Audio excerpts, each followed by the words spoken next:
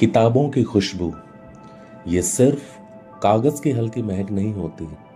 ये यादों की आवाज होती है, मन का सुकून होती है। एक ऐसा एहसास जो इंसान को उसके बचपन तक वापस ले जाता है। आज भी जब कोई धीरे से किताब खोलता है तो उसके पन्नों से आती हल्की सी महक सीधे दिल में उतर जाती है और फिर मानो समय रुक जाता है। एक छोटे से शांत गांव में विवेक नाम का लड़का रहता था।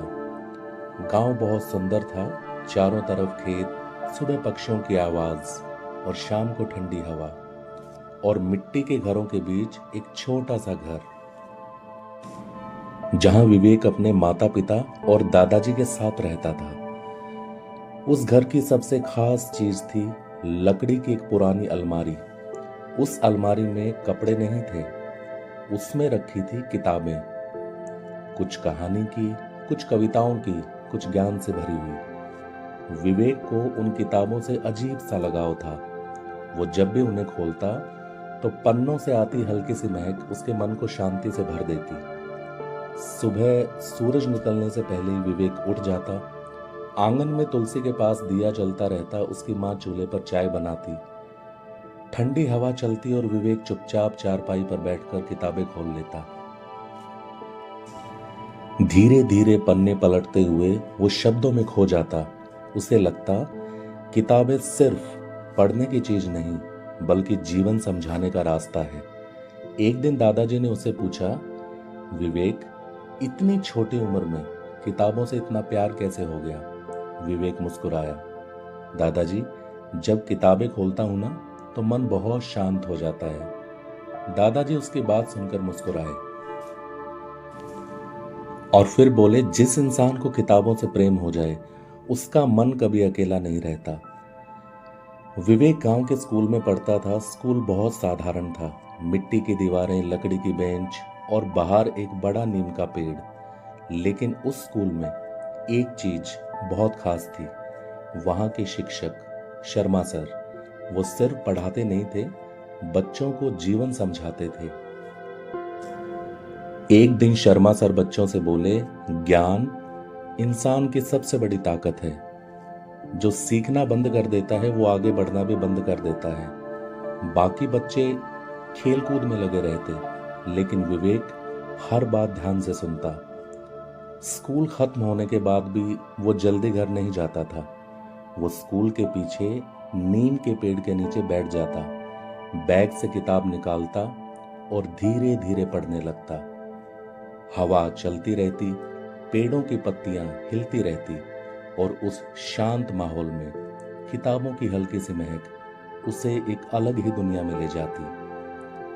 एक दिन उसका दोस्त रमेश बोला, तू इतना पढ़ता क्यों है? विवेक मुस्कुराया, क्योंकि किताबें इंसान को बदल देती हैं।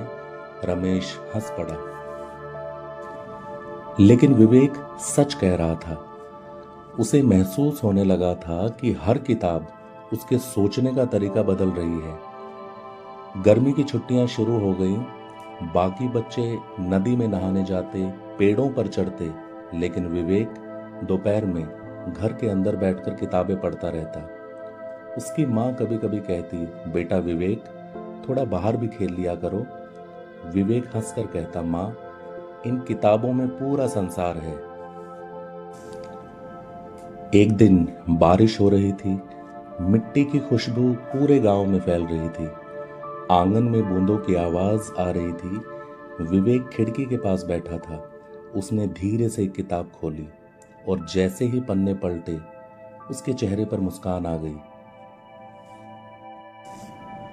उसे वो दिन याद आने लगे जब दादाजी उसे कहानियां सुनाते थे। उसे अपना बचपन याद आने लगा। तब उसे समझ आया, किताबें सिर्फ शब्द नहीं होती, ये यादों को संभाल कर रखती हैं। समय धीरे धीरे बीतता गया। विवेक बड़ा हो गया। अब उसे आगे की पढ़ाई के लिए शहर जाना था। गांव छोड़ते वक्त उसकी माँ की आंखें नम थी। दादाजी ने जाते जाते उसे एक किताब दी और बोले, जहां भी रहना, किताबों से रिश्ता कभी मत तोड़ना। विवेक ने वो किताब अपने सीने से लगा ली। शहर की जिंदगी बहुत अलग थी, हर तरफ भीड़, शोर, भाग दौड़। लेकिन विवेक का मन वहां भी किताबों में ही लगा रहता। जब भी वो थक जाता, किसी लाइब्रेरी में जाकर बैठ जाता, धीरे धीरे किताब खोलता और वही शांत महक उसे फिर से सुकून दे देती। एक दिन ऑफिस में उसके साथी ने पूछा, इतनी किताबें पढ़कर क्या मिलता है? विवेक कुछ पल शांत रहा, फिर बोला, किताबें इंसान को सिर्फ ज्ञान नहीं देती, ये इंसान को बेहतर बनाती हैं। उस रात विवेक बहुत देर तक सोचता रहा।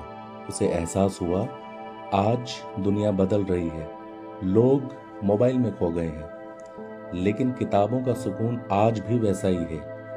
कुछ साल बाद विवेक अपने गांव लौटा। गांव पहले जैसा नहीं रहा था, कई चीजें बदल चुकी थी,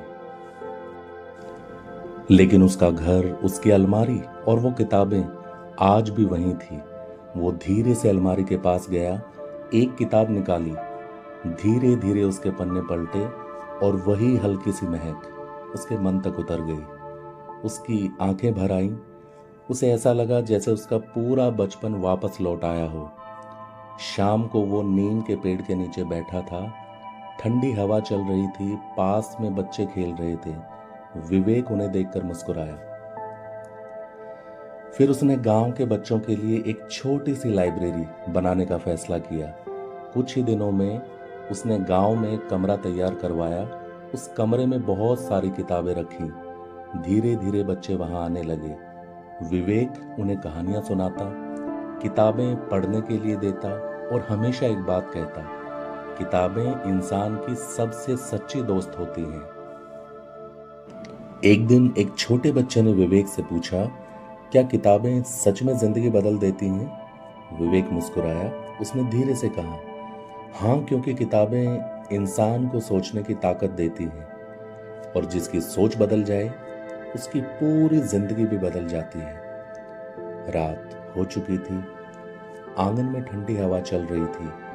विवेक ने आसमान की तरफ देखा और मन ही मन कहा, किताबों की खुशबू कभी पुरानी नहीं होती, ये हर बार इंसान को खुद से फिर से मिलाती है। Keep smiling, be happy always, take care.